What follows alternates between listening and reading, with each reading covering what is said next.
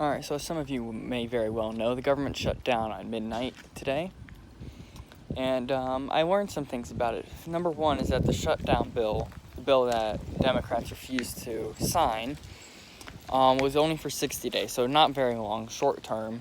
And that means that it was supposed to keep the government up and running until both parties could agree to a better long-term bill that fit both parties' needs or wants or whatever. Here's the issue, though.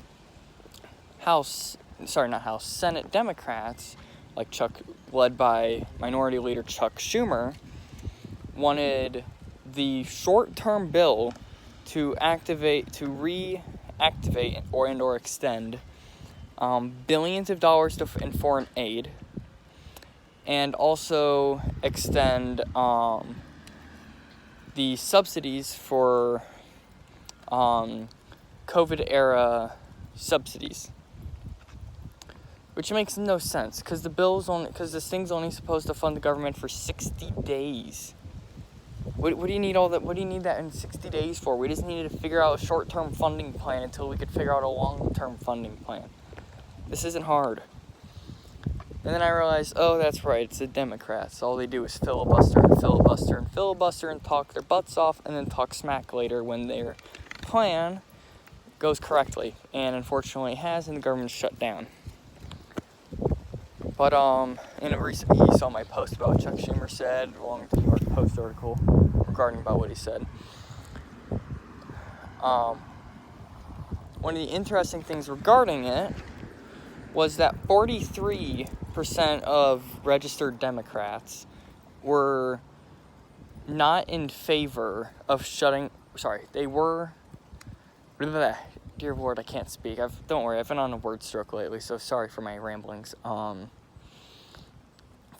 of registered Democrats said that they would not want the government shut down, even if it meant that they didn't get what they wanted instead in the funding bill.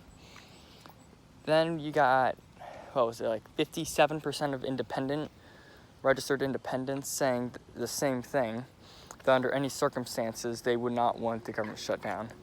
And then you've got 92% of Republicans agreeing with the independents.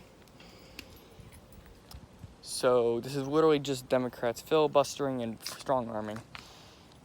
Because when Democrats held the majority, every time a shutdown loomed, Republicans would put what they wanted behind them and agree to whatever the Dems had proposed in order to keep the government from shutting down.